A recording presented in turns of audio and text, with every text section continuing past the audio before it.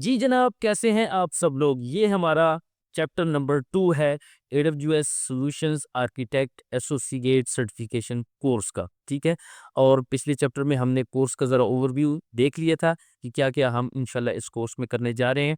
आज हम ज़रा AWS कंसोल और AWS CLI को थोड़ा बहुत एक्सप्लोर करेंगे, नेविगेट करेंगे। कंसोल दिखता कैसे है, किस तरह हम किस सर्विस में जा सकते हैं, किसी तरह यानी रीजन्स वगैरह और सारी ग्लोबल रीजन वाइज डिफरेंसेस क्या हैं, और कैसे जो है ना हम बिलिंग और कॉस्ट मैनेजमेंट को भी देख सकते हैं।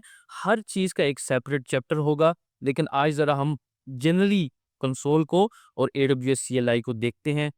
तो मेरे चैनल को ज़रूर सब्सक्राइब कर लीजिएगा, डेवऑप्स मौलवी हिंदी। मैं आपकी सपोर्ट का बहुत बेहद शुक्रिया अदा करता हूँ दिल से। और ये कोर्स वैसे हैंड्स ऑन होगा, ठीक है, इसलिए मैं दोबारा कह रहा हूँ कि अपने पास AWS का फ्री टियर अकाउंट ज़रूर बना लें। तो चलते हैं, आगे बढ़ते हैं, AWS कंसोल के बारे में जानते हैं कि AWS कंसोल क्या है। It is a dashboard to access, manage and monitor all of our resources on AWS. AWS में अपने सारे रिसोर्सेज को बिल्ड करना, बनाना, फिर उनको यूज़ करना, मैनेज करना, और फिर इसी तरह उनको डिस्ट्रॉय करना यानी डिलीट करना। तो उसके लिए एक डैशबोर्ड है जिसको AWS कंसोल कहते हैं। ठीक है, इसी कंसोल को यूज़ करते हुए आप AWS की 200 से ज़्यादा जितनी भी सर्विसेज हैं, 200 तकरीबन 250 होने वाली है।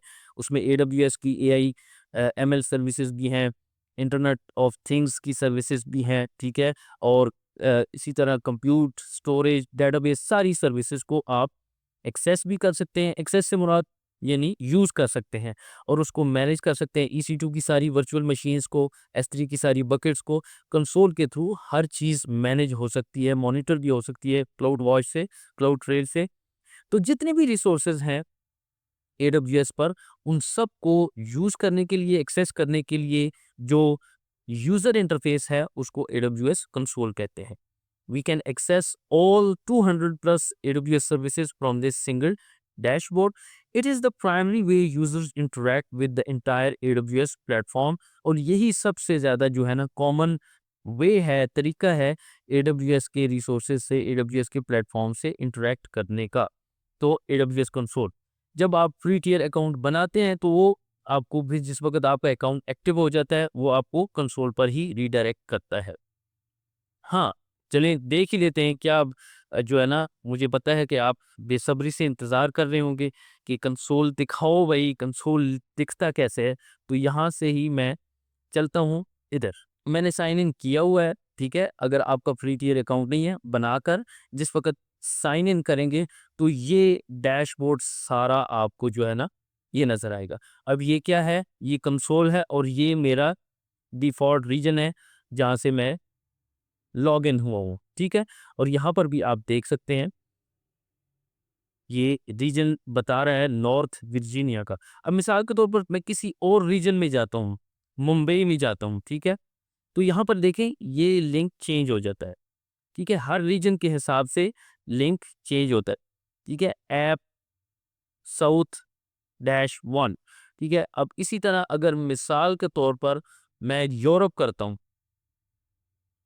तो यूरोप में यहाँ पर आ जाता है फ्रैंकफर्ट। अब देखें EU यूरोप सेंट्रल डैश 1, तो ये लिंक आपका जो है ना वो चेंज होता जाता है। तो ये ज़रूर ध्यान कीजिएगा कि किस रीजन में आप जो है ना अभी अवेलेबल हैं, यानी आपका अकाउंट जो जिस वक़्त आप लॉगिन कर रहे हैं आप किस रीजन में हैं।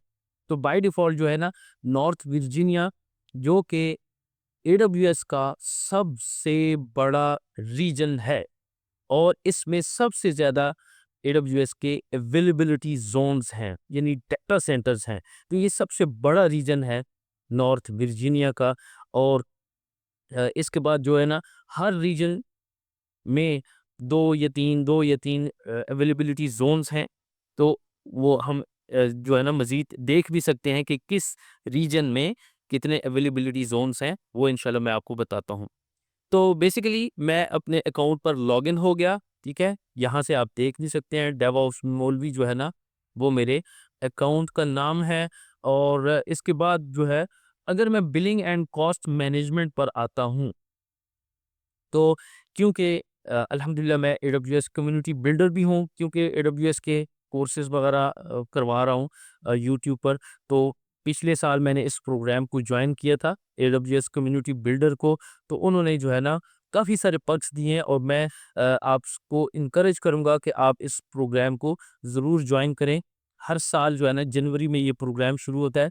अब यहाँ पर आप देख सकते हैं कि ये मेरी सारी जो है ना, वैसे ये इसका एक सेपरेट चैप्टर है बिलिंग एंड कॉस्ट मैनेजमेंट का, क्योंकि ये सबसे ज़्यादा इम्पोर्टेंट है। पता ही नहीं होता स्टूडेंट्स को कि उनके अकाउंट में 200 250, बल्कि एक स्टूडेंट मेरा, उसने मुझे एक दफ़ा अकाउंट बनाया तो बताया तो $870 जो है ना उसके अकाउंट पर जो है ना वो चार्जेस हो चुके थे। तो ये सबसे इम्पोर्टेंट चीज़ है, आप अपने अकाउंट में बिलिंग एंड कॉस्ट मैनेजमेंट में जाकर जो है ना एक्सप्लोर करें कि कितनी कॉस्ट आप इस कितना यानी आपका एक्सपेंस हो चुका है। तो क्योंकि मेरे पास तो अल्हम्दुलिल्लाह जो है ना वो क्रेडिट्स हैं, और $500 बीइंग एडब्ल्यूएस कम्युनिटी बिल्डर जो है ना वो हमें मिलते हैं। तो उसमें ये मेरे पास देखें रिमेनिंग $353 जो है ना अभी भी हैं, और इतने मैंने यूज़ कर लिए हैं। और अभी जल्दी इंशाल्लाह जिस वक़्त ये प्रोग्राम दोबारा लाइव होगा, तो ये यहाँ से भी देख सकते हैं आप कि ये वेलकम क्रेडिट है। और जो है ना $500, तो मैं इस क्रेडिट्स को यूज़ करते हुए बहुत कुछ काम जो है ना वो मैंने किए। ईकेएस क्लस्टर्स बनाए, ईसीएस कंटेनर्स, ईसीएस को यूज़ करते हुए कंटेनर्स रन किए हैं, वर्चुअल मशीन्स बनाई हैं वगैरह वगैरह। और जो कुछ मैं सीख रहा हूँ सिखा रहा हूँ वो इसी क्रेडिट को ही यूज़ करते हुए कर रहा हूँ। तो यहाँ से आप यानी देख सकते हैं, तो जिस वक्त आप फ्री टियर अकाउंट बनाते हैं तो आपको $100 का क्रेडिट भी मिलता है। ठीक है। अच्छा, अब आपने एक चीज़ नोट करनी है, बहुत ही इम्पोर्टेंट है।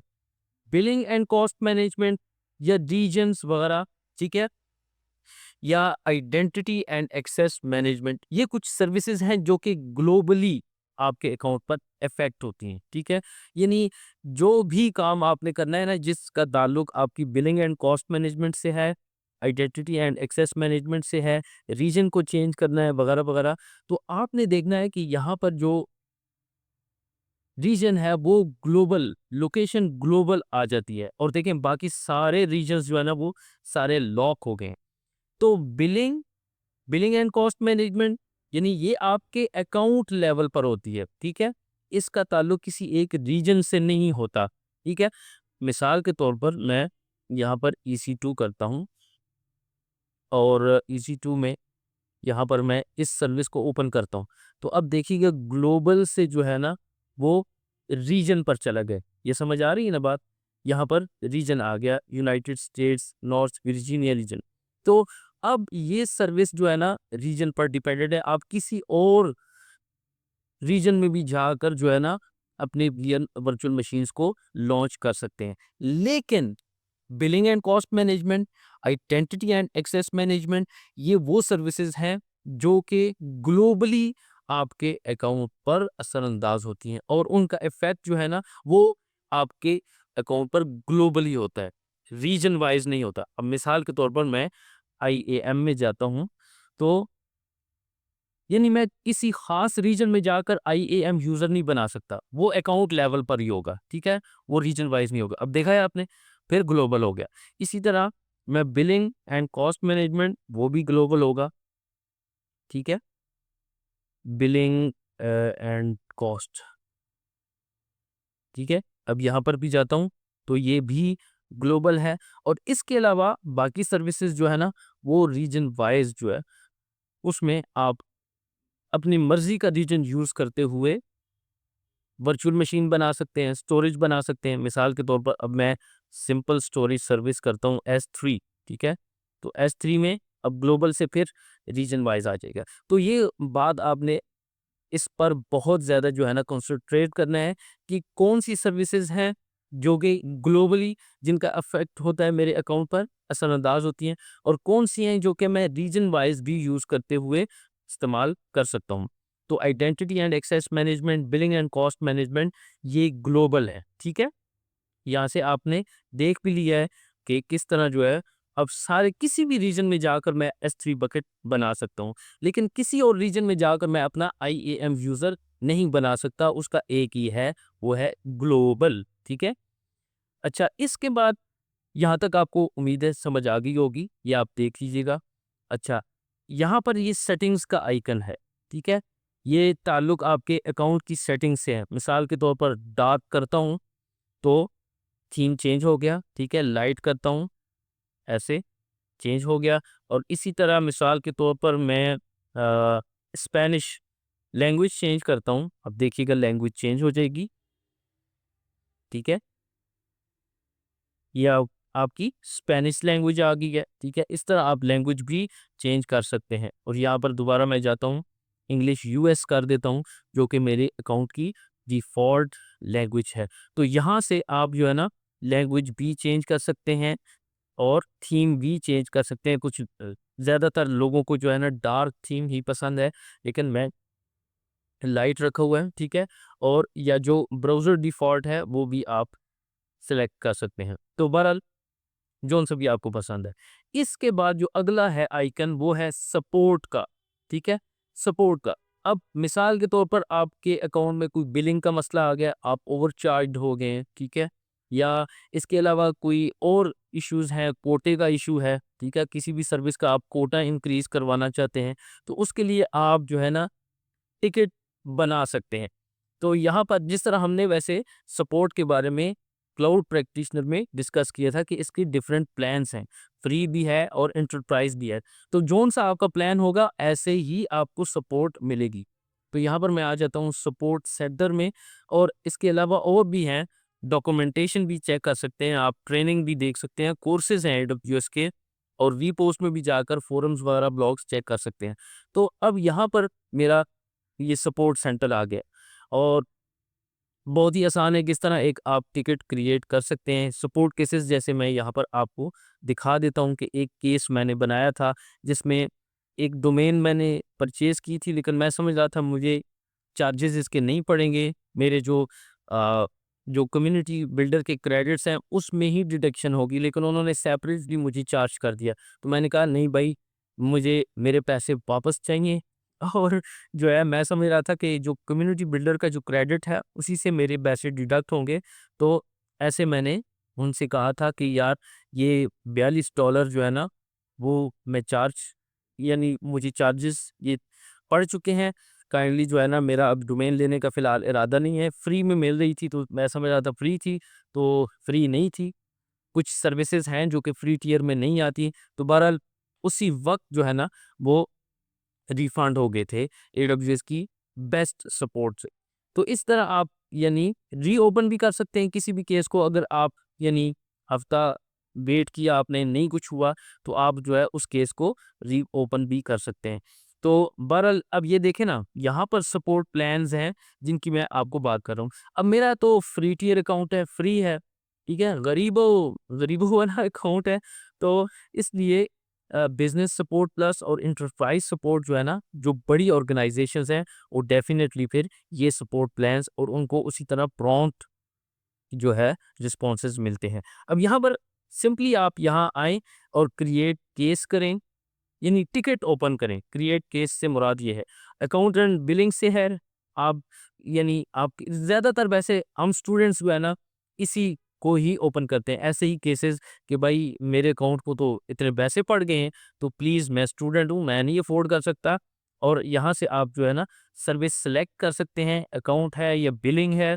और फिर इसके बाद कैटेगरी कि आपको जो है एक या पेमेंट इशू है, पेमेंट नहीं हो रही, या आपका कार्ड डिक्लाइन हो रहा है, वगैरह वगैरह। तो इस तरह आप एक केस बना सकते हैं, ठीक है? तो ये सारा इसको सपोर्ट सेंटर कहते हैं, जहाँ से आपको सपोर्ट मिलेगी। इसके बाद यहाँ पर आते हैं, वैसे इंशाल्लाह मेरी पूरी कोशिश है कि मैं इस पे एक सेपरेट चैप्टर बनाऊँ कि किस तरह मैं एक केस बना सकता हूँ। अभी तो बना नहीं सकता क्योंकि मुझे कोई इशू है नहीं है, लेकिन मैंने आपको तरीका बता दिया है कि ऐसे ही आप जो है ना जाकर उनसे क्वेश्चन करके और एडिशनल इन्फॉर्मेशन में आप पूरी डिटेल्स दें, ठीक है? जो आपको इश्यू है, यहाँ पर डिस्क्रिप्शन में स्क्रीनशॉट्स हैं, वो भी अटैच करें। और इस तरह आप जो है ना एक केस अपना जो है ना वो AWS के साथ ओपन कर सकते हैं और यकीन करें इंशाल्लाह आपको सपोर्ट मिलेगी। हालाँकि फ्री अकाउंट है, कुछ आप दे भी नहीं रहे, ठीक है? कोई एंटरप्राइज़ या बिज़नेस प्लान नहीं है। अच्छा, इसके बाद नोटिफ़िकेशंस जैसे यहाँ पर देख लें, किसी भी किस्म की AWS की डिस्रप्शन है, मेंटेनेंस है, कोई रीजन वगैरह उसमें यानी प्लान्ड मेंटेनेंस वगैरह चल रही होती है, तो वो नोटिफ़िकेशन जो है ना यहाँ पर आ रही होती हैं, ठीक है? ये सारी नोटिफ़िकेशन मुझे आ रही हैं, 2 मंथ्स पहले आई हैं, 8 डेज़ अगो आई है, तो नोटिफ़िकेशन आप चेक करते रहा करें। अच्छा जी, इसके बाद ये क्लाउड शेल है लेकिन अभी क्लाउड शेल को नहीं देखते, यहाँ पर आते हैं और थोड़ा-सा ना मैनेज रीजन्स में जाता हूँ मैं। अब देखें मैनेज रीजन्स में आया तो ये चीज़ भी ग्लोबल हो गई कि आपके रीजन वाइज़ जो है ना, ये चीज़ भी ग्लोबल है, ठीक है? अब सारे देखें रीजन्स लॉक हो चुके हैं। अब मिसाल के तौर पर यहाँ से वैसे आप अकाउंट का कलर भी चेंज कर सकते हैं। मैं इसको एडिट करूँ तो कोई भी कलर आप रखना चाहते हैं, ये वाला कलर जो है ना चेंज हो जाएगा, ठीक है? वैसे मैंने ग्रीन ही रखा हुआ है। अब थोड़ा स्क्रॉल डाउन करके नीचे आ जाएँ, तो यहाँ पर आपको बहुत सारे रीजन्स नज़र आ रहे हैं कि जो कि डिसेबल्ड है। तो इसी तरह आप किसी भी रीजन को डिसेबल भी कर सकते हैं, इनेबल भी कर सकते हैं। कल मैंने एक रीजन को वैसे ही टेस्ट करने के लिए इनेबल किया था। आज मैं इसको डिसेबल कर देता हूँ। मिसाल के तौर पर मुझे ये रीजन नहीं चाहिए, तो किसी भी रीजन को जो है ना डिसेबल और इनेबल किया जा सकता है। अब देखिए आपके ज़हन में ये क्वेश्चन भी आना चाहिए कि भाई इस प्रैक्टिस का फ़ायदा क्या है? अब देखिए वो रीजन डिसेबल हो चुका है, बल्कि नहीं, डिसेबलिंग आ रहा है, तो थोड़ा-सा टाइम लगेगा तो वो रीजन डिसेबल्ड हो जाएगा। तो अब देखें मिसाल के तौर पर मेरे यूज़र्स या मेरी एप्लीकेशंस को एक्सेस करने वाले लोग अगर ज़्यादातर जकार्ता से हैं, तो डेफ़िनेटली मैं इसी रीजन में अपने रिसोर्सेज़ बिल्ड करूँगा, ताकि उनको लेटेंसी का सामना ना करना पड़े। लेटेंसी पर हमने बहुत डिटेल से बात की थी क्लाउड प्रैक्टिशनर में। लेटेंसी कहते हैं डिले को, यानी क्या उसे कहते हैं, आप अपनी एप्लीकेशन को ओपन करते हैं, वो ठक से अपलोड नहीं होती, थोड़ा डिले होता है यानी लैगिंग है। तो इस चीज़ को ओवरकम करने के लिए आप अपनी एप्लीकेशन को उसी रीजन में अपनी रिसोर्सेज़ को यूज़ करते हुए उसी रीजन में लॉन्च करें जो आपके यूज़र्स के ज़्यादा करीब है, ठीक है? तो इसलिए मिसाल दी थी मैंने कि अगर जकार्ता में मेरी एप्लीकेशन उसके यूज़र्स ज़्यादा हैं तो मैं डेफ़िनेटली इसी को ही यूज़ करूँगा। अब मुंबई में है, ठीक है? मिडल ईस्ट या यानी कर देता हूँ इंडिया, ठीक है? मुंबई। तो ये रीजन वैसे ही इनेबल्ड बाय डिफ़ॉल्ट है, तो मैं इसी में ही अपनी वीएम्स, इसी में ही अपने रिसोर्सेज़ बनाऊँगा ताकि मेरे यूज़र्स को लेटेंसी का सामना ना करना पड़े, ठीक है? किसी भी किस्म के डिलेज़ का, लैग्स का वो सामना ना करना पड़े।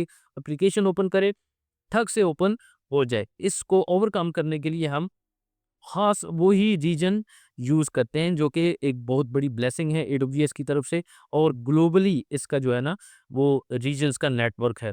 यहाँ से आप किसी भी रीजन को इनेबल डिसेबल कर सकते हैं और इसी तरह यहाँ पर अ, मैं दोबारा जाता हूँ, ठीक है? आपने देख लिया? हाँ, ये मैनेज लोकल ज़ोन्स इसको क्लिक करता हूँ मैं, तो ये ओपन होता है। लोकल ज़ोन्स, वेवलेंथ ज़ोन्स, अच्छा अवेलेबिलिटी ज़ोन्स, इनका डिफरेंस हमने रीजन्स अवेलेबिलिटी ज़ोन्स का डिस्कस किया था। अब यहाँ पर इ नहीं अगर आपको याद तो इधर लिखा भी हुआ है, AWS regions are geographical areas containing multiple availability zones. एक रीजन उसमें 3-4 अवेलेबिलिटी ज़ोन्स हो सकते हैं जो कि डाटा सेंटर्स होते हैं, ठीक है? Isolated data centre availability zones concepts recall हो रहे हैं। While local zones and wavelength zones bring AWS services closer to end users and 5G networks respectively. अब लोकल जोन्स और वेवलेंथ जोन्स ये मजीद यूजर्स के करीब हो जाते हैं, ठीक है? अब मिसाल के तौर पर मैंने आपको बताया है मेरी एप्लीकेशन अगर मुंबई में चल रही है तो मैं इन्हीं लोकल ज़ोन्स को यूज़ करते हुए अपने रिसोर्सेज़ को यहाँ पर बिल्ड करूँगा ताकि मेरे एप्लीकेशन यूज़र्स को जो मेरे यूज़र्स हैं, कस्टमर्स हैं, उनको किसी भी किस्म की यानी लैगिंग का, लेटेंसी का, डिलेज का सामना ना करना पड़े। तो इसका बहुत फ़ायदा है, यूज़र एक्सपीरियंस आपका बूस्ट होता है, ठीक है? आपके कस्टमर्स खुश होंगे कि यार एप्लीकेशन हमारे लिए हर वक़्त यानी जल्दी से और सुपर फास्ट स्पीड से एक्सेसिबल हो जाती है। तो उसके लिए किसी भी लोकल ज़ोन को आपने इनेबल डिसेबल करना हो, तो यहाँ पर उसके लिए है ऑप्ट इन। ये देख लें, लोकल ज़ोन में भी जाता हूँ, तो अवेलेबिलिटी ज़ोन्स आपने देख लिया। मिसाल के तौर पर मैं आपको बताता हूँ, यूएस ईस्ट, ये देखें, यूएस ईस्ट 1A, बी, सी, डी, ई, एफ 5-6 हैं, ठीक है? सबसे बड़ा रीजन है ये, सबसे बड़ा रीजन है और कितने हैं? 6 डाटा सेंटर्स हैं, 6 अवेलेबिलिटी ज़ोन्स हैं, सॉरी 6 अवेलेबिलिटी ज़ोन। और यहाँ पर सबसे बड़ा रीजन कौन-सा है जी? North Virginia. बाकी देख लें आप, 3-3 हैं, 2-2 हैं, लेकिन नॉर्थ वर्जीनिया मैंने जैसे आपको बताया यूएस ईस्ट, ये सबसे बड़ा एडब्ल्यूएस का रीजन है। और इसी तरह अगर आप आएँ लोकल ज़ोन्स में और वेवलेंथ ज़ोन्स में, तो भी आप जो है ना उनको अपने एरिया के हिसाब से, अपने यूज़र्स के हिसाब से उनको ऑप्ट इन या ऑप्ट आउट कर सकते हैं। ऑप्ट इन से मुराद इनेबल करना, ऑप्ट आउट डिसेबल करना, कोई मुश्किल बात नहीं है, ठीक है? यहाँ पर बहुत सारे नॉट ऑप्टेड हैं, क्योंकि मेरी कोई एप्लीकेशन है नहीं है लाइव, तो बहरहाल मैं किसी भी लोकल ज़ोन को ऑप्ट इन कर सकता हूँ और उसी को यूज़ करते हुए मैं अपनी एप्लीकेशन उसी ज़ोन में लॉन्च करूँगा। तो ये थोड़ा-सा डिफ़रेंस है। यानी मकसद क्या है? रीजन सबसे बड़ा, ज्योग्राफिकल लोकेशन, उसमें अवेलेबिलिटी ज़ोन्स, फिर आगे लोकल ज़ोन्स और वेवलेंथ ज़ोन्स। मतलब ये प्रॉपर अगर इसी तरह आप डिज़ाइन करेंगे, आपकी एप्लीकेशन जो है ना यूज़र्स के लिए बहुत, यानी विदाउट एनी डिलेज जो है ना सुपर फास्ट स्पीड के साथ अवेलेबल होगी। तो ये सारी इंफॉर्मेशन रीजन्स एंड ज़ोन्स की, आप किसी भी लोकल ज़ोन को ऑप्ट इन कर सकते हैं। तो जब वो ऑप्ट इन होगा, तो आपकी एप्लीकेशन उसी लोकल और वेवलेंथ ज़ोन को यूज़ करते हुए यूज़र्स के लिए सर्व होगी। तो ये सारा जो है ना यहाँ पर आ जाता है। मैं दोबारा बता देता हूँ, ठीक है? ये मैनेज रीजन्स, ये मैनेज लोकल ज़ोन्स और वेवलेंथ ज़ोन्स, ठीक है? यहाँ पर क्योंकि मेरी एप्लीकेशन है नहीं कोई, तो सिंपल प्रैक्टिस है भाई, ऑप्ट इन कर दें, अगर नहीं ज़रूरत ऑप्ट आउट कर दें, ठीक है? अच्छा जी, इसके बाद यहाँ पर अब एक और चीज़ रहेगी कि ये आइकन आपको नज़र आ रहा है, ये क्लाउड शेल है, लेकिन क्लाउड शेल से पहले हम इसको पढ़ भी लेते हैं। मैं वापस जाता हूँ स्लाइड शो में और हाँ, cloud shell, it is a browser based pre authenticated shell environment in the AWS management console. AWS CLI is pre-installed in the AWS Cloud Shell environment.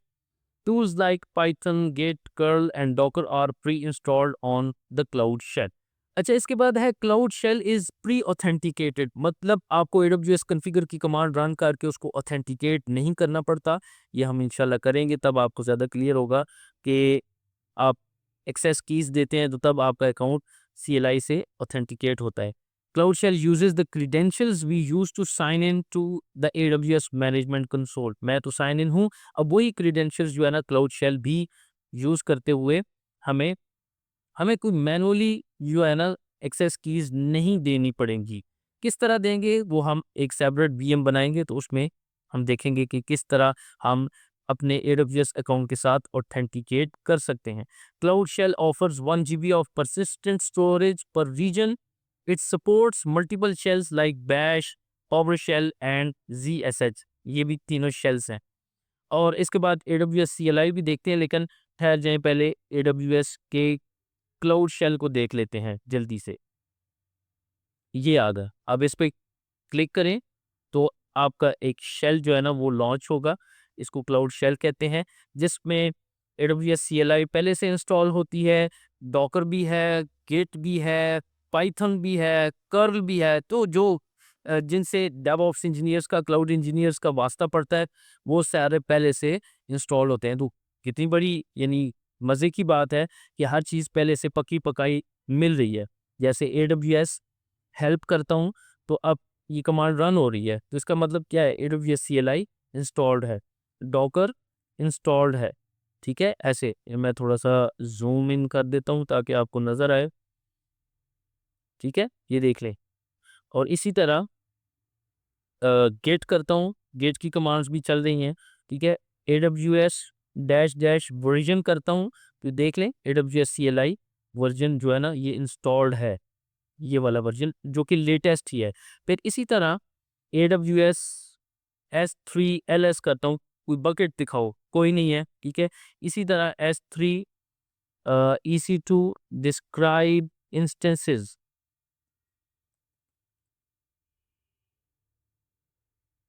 O sorry S3 कर रहा हूँ। अ, मेरा भी मगज़ जो है ना AWS EC2। ठीक है, अब जो इंस्टेंसेस आपके अकाउंट में बने होंगे वो जेसन फॉर्मेट में उनकी सारी डिटेल्स आ जाएंगी। तो ये है AWS CLI, जिसमें आप जो है ना इसको यूज़ करते हुए अपने सारे अकाउंट के रिसोर्सेज को भी मैनेज कर सकते हैं। और हम हर सर्विस के हिसाब से AWS की CLI कमांड्स भी देखेंगे, जैसे ये CLI कमांड्स हैं। और मज़े की बात अगर बताऊं आपको, AWS S3 हेल्प किसी भी सर्विस की CLI कमांड्स आपने मज़ीद एक्सप्लोर करनी है, उनको समझना है, ये डायल करें AWS IAM help, AWS S3 help, AWS EC2 help.